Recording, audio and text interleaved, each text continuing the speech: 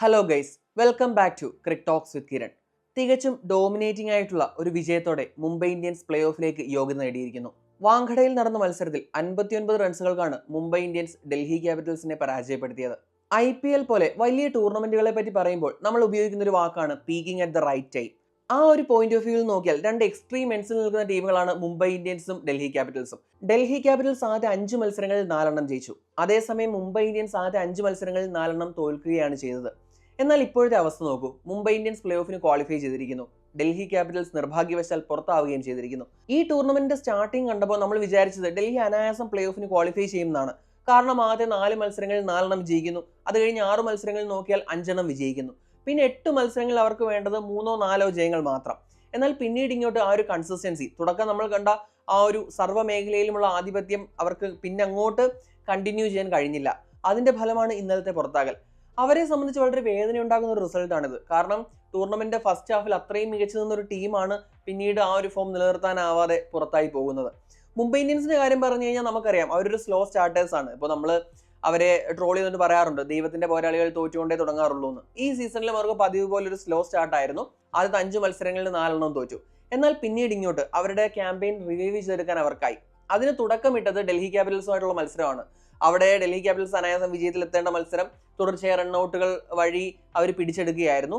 പിന്നീട് ഇങ്ങോട്ട് മുംബൈ ഇന്ത്യൻസിന്റെ സമയം തെളിഞ്ഞപ്പോൾ ഡൽഹി ക്യാപിറ്റൽസിന്റെ സമയം മോശമാവുകയാണ് ചെയ്തത്. അപ്പോൾ അതിന്റെ ഒരു കൾമിനേഷനാണ് നമ്മൾ ഇന്നലെ വാങ്കഡയിൽ കണ്ടത്.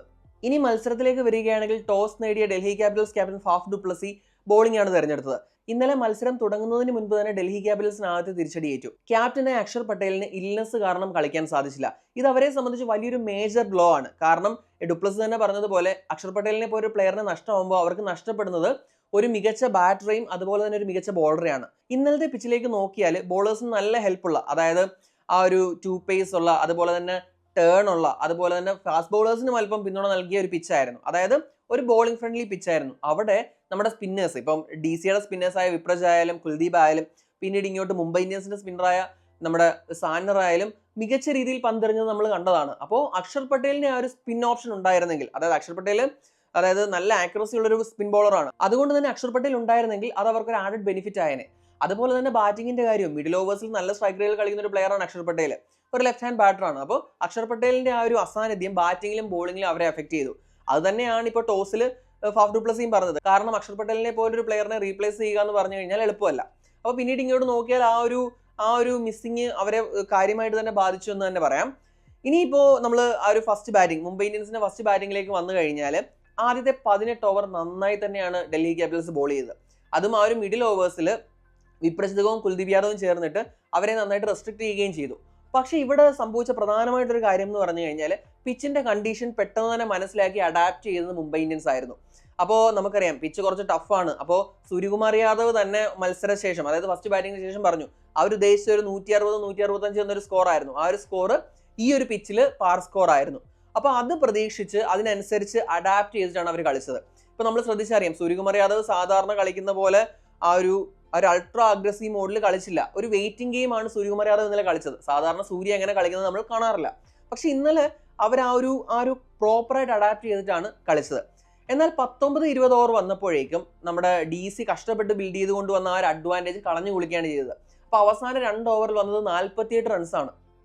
അപ്പൊ 18 ഓവറിൽ 132 എന്നൊരു അവസ്ഥയിൽ നിന്നും 20 ഓവറിൽ 180 എന്നൊരു ഹ്യൂജ് ടോട്ടൽ, പ്രത്യേകിച്ച് ആ ഒരു പിച്ച് വെച്ച് കമ്പയർ ചെയ്യുമ്പോൾ ഒരു ഹ്യൂജ് ടോട്ടലിലേക്ക് മുംബൈ പോയി.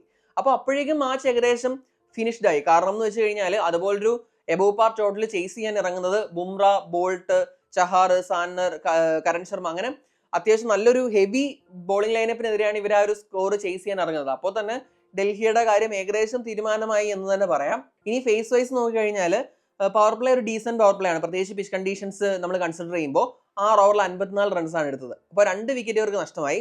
ഈ മത്സരത്തിൽ നമ്മുടെ രോഹിത് ശർമ്മയ്ക്ക് കാര്യമായിട്ട് കോൺട്രിബ്യൂട്ട് ചെയ്യാൻ കഴിഞ്ഞില്ല. 5 പന്തിൽ 5 റൺസ് മാത്രമാണ് എടുക്കാൻ കഴിഞ്ഞത്.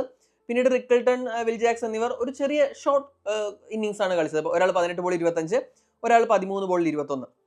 പിന്നീട് നമ്മൾ മിഡിൽ ഓവേഴ്സിലേക്ക് വന്നു കഴിഞ്ഞാൽ അവരെടുത്തത് വീണ്ടും ഒന്നുകൂടെ ഞാൻ പറഞ്ഞ പോലെ DC സ്പിന്നേഴ്സ് റെസ്ട്രിക്ട് ചെയ്തു. വെറും 60 റൺസ്, 9 ഓവറിൽ 60 റൺസ് മാത്രമാണ് എടുത്തത്. റൺ റേറ്റ് എന്ന് പറയുന്നത് 6.67 ആണ്. തിലക് വർമ്മ റണ്ണേ ബോൾ ഇന്നിങ്സ് ആണ് കളിച്ചത്, 27 പന്തിൽ 27. പിന്നീട് ഇങ്ങോട്ട് വന്നാൽ ഹാർദിക് പാണ്ഡ്യയ്ക്കായാലും കാര്യമായിട്ടൊന്നും ചെയ്യാൻ കഴിഞ്ഞില്ല. 6 പന്തിൽ 3 റൺസ് മാത്രമാണ് എടുത്തത്. ഇനി ഡെത്ത് ഓവേഴ്സ് നോക്കിക്കഴിഞ്ഞാൽ അവർ 66 റൺസ് സ്കോർ ചെയ്തു. അതിൽ തന്നെ ഡെത്ത് ഓവേഴ്സിൽ ആദ്യത്തെ 3 ഓവറിൽ 18 റൺസ് മാത്രമാണ് വന്നത്. പിന്നീടുള്ള 48 റൺസ് അവർ അവസാന 2 ഓവറിലാണ് എടുത്തത്. അവിടെയാണ് നമാൻധറും സൂര്യകുമാർ യാദവും ചേർന്നിട്ട് നമ്മുടെ മുംബൈ ഇന്ത്യൻസിനെ ഒരു നല്ല സ്കോറിലേക്ക് കൈപിടിച്ച് ഉയർത്തിയത്.